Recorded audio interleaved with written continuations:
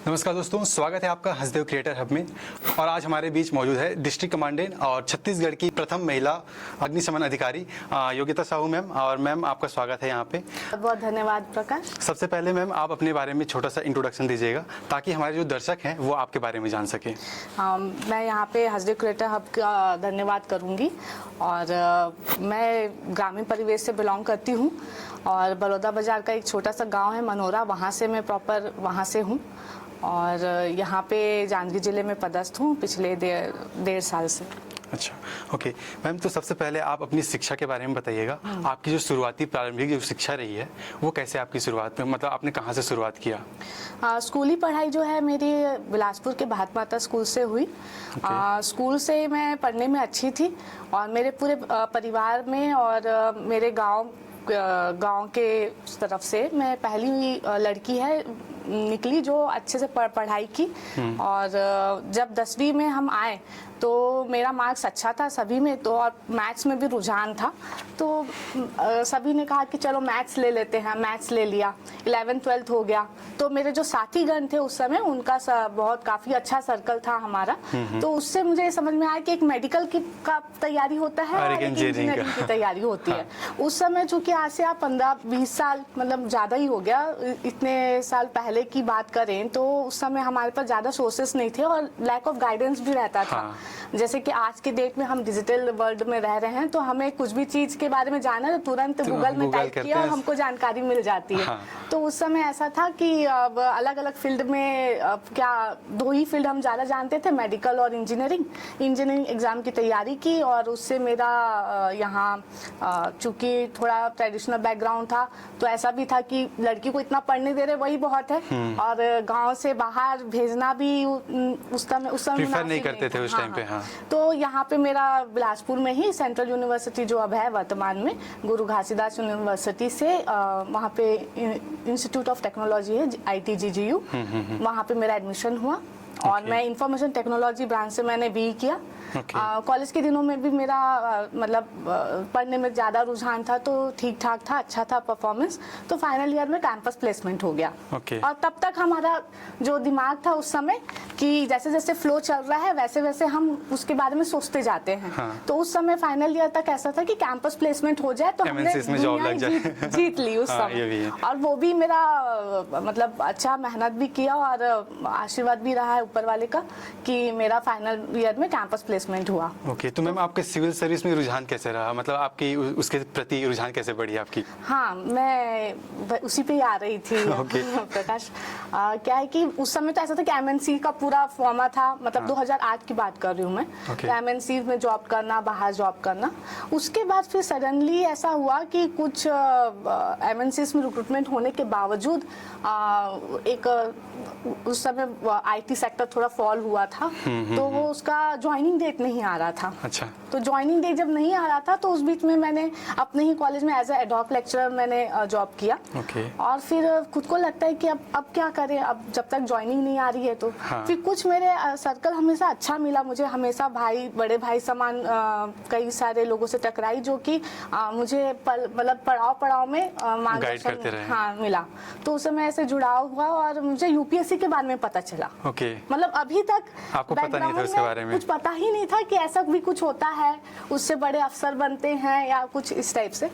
तो फिर उसका रुझान हुआ तो फिर मैं दिल्ली गई। दिल्ली में UPSC की तैयारी कर रही थी और उसी तैयारी के दौरान ही छत्तीसगढ़ में भी एग्ज़ाम्स कुछ जो निकल रहे थे तो वो मैंने एग्ज़ाम्स दिया। तो अब प्रेशर भी आ रहा था कि अब इतने मतलब तैयारी कर रहे हैं, आप क्या कर रही हैं। लोग पूछने लगते हैं 1-2 साल हो गया आप क्या कर रहे हैं। रिजल्ट दिखता नहीं है तो लोग क्वेश्चन करना शुरू करते हैं। तो फिर मैं छत्तीसगढ़ के भी एग्जाम्स देने लगी। उस बीच में 2012 में मेरा चयन हुआ था फॉरेस्ट डिपार्टमेंट में, वन विकास निगम है। अच्छा। उसमें as assistant range project officer. तो वो मैंने ज्वाइन किया और उसके बाद ज्वाइन करने के बाद से मैं स्टेट सिविल सर्विस की तरफ ही फोकस करी। उसके बाद फिर मेरा चयन हुआ इसमें सहकारिता विस्तार अधिकारी में PSC के थ्रू। और फिर उसके बाद नेक्स्ट PSC में मेरा चयन हुआ नायब तहसीलदार में। नायब तहसीलदार रहते हुए फिर मैंने परीक्षा दी और फिर मेरा इसमें चयन हुआ जिला सेनानी जो कि मैं वर्तमान में डिस्ट्रिक्ट कमांडेंट के पद पे हूँ।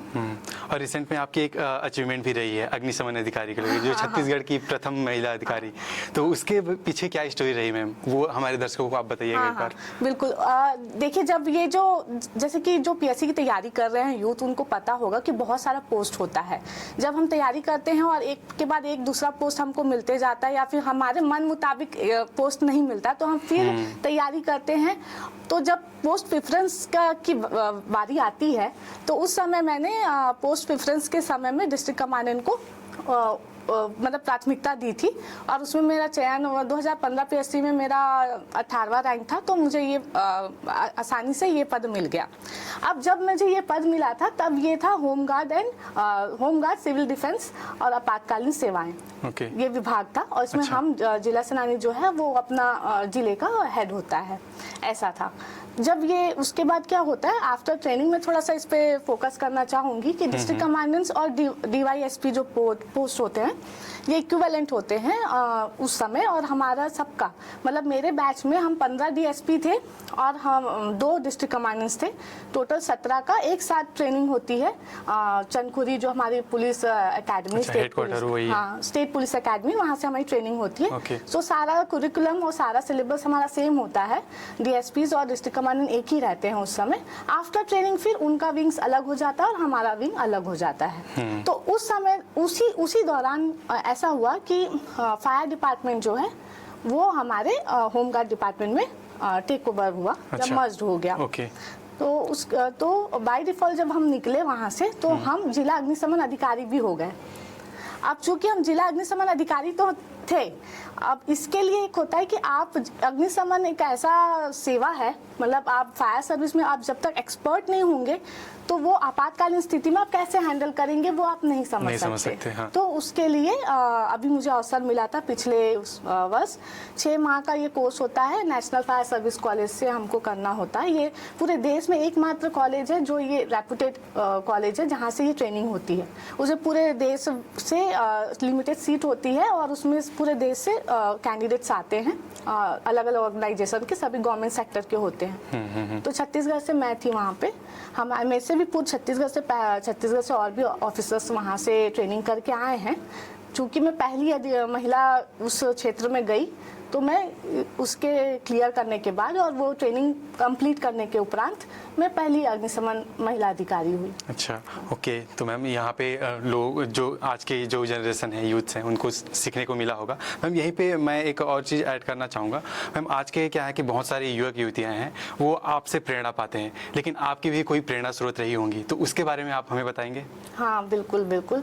देखिए, एक प्रेरणा स्रोत को आप सोचेंगे जीवन भर तो ये रिलेवेंट नहीं लगता, मतलब मेरा ऐसा मानना है। समय स्टार्टिंग का अगर हम देखें प्रारंभिक दौर पे, तो मेरी जो मम्मी है वही मेरी प्रेरणा स्रोत रही उस दौर पे, क्योंकि उन्होंने मेरे को आगे पढ़ने के लिए प्रेरित किया। नहीं तो बाकी ग्रामीण परिवेश में होता है कि बेटी को ज्यादा नहीं पढ़ाओ, उस समय की बात करें, आज से 20-25 साल पहले की, कि लड़की को ज्यादा नहीं पढ़ाना। उस समय उन्होंने मेरा स्टैंड लिया। मेरे माता पिता जो है वो मेरा मतलब आदर्श है उस चीज के लिए, कि उन्होंने मुझे मौका दिया आगे पढ़ने के लिए। उसके बाद जैसे जैसे पड़ाव हमारा बदलता है, तो हम उस क्षेत्र में सबसे जो बेस्ट कर रहा हो उस पल में, तो उसको अपना आदर्श मानते हैं। तो इसी तरीके से हर समय आदर्श हमारा बदलता गया। रिसेंटली मैं अभी चूंकि मैं नेशनल फायर सर्विस कॉलेज से आई हूँ पास आउट होके, तो वहाँ पे असिस्टेंट डायरेक्टर का पद होता है। तो उसमें मैंने एक वैशाली सिंह मैडम है, उनको मैंने देखा, एंड शी इज वेरी मतलब टॉप नॉच जो एक ऑफिसर होनी चाहिए महिला अधिकारी को, वो एक आदर्श लगी कि वो यूपीएससी के थ्रू वो पद फिल होता है।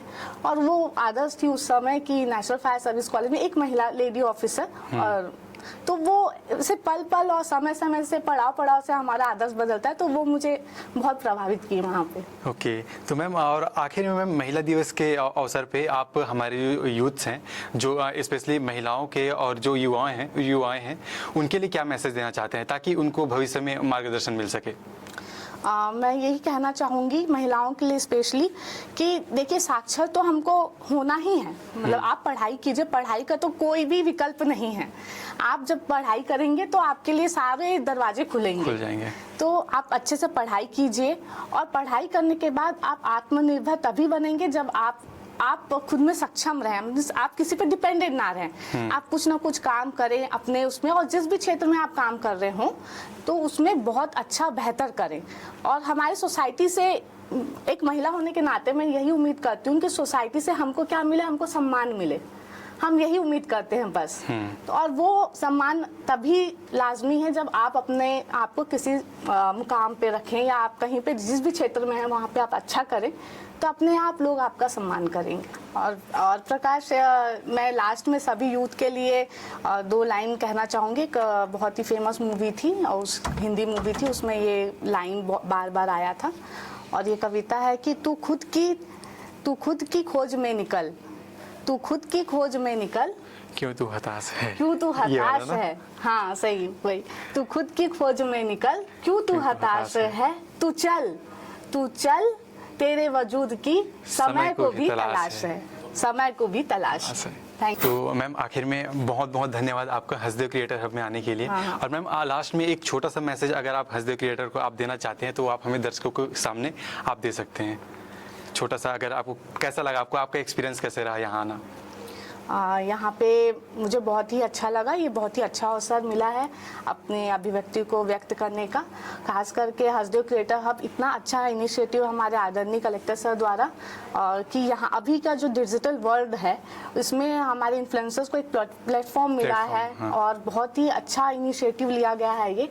तो सबसे पहले तो आप सभी को बहुत बहुत बधाई और बहुत बहुत शुभकामनाएं इस चीज़ के लिए, और मुझे यहाँ इनवाइट करने के लिए बहुत बहुत धन्यवाद। Thank you so much ma'am, thank you so much.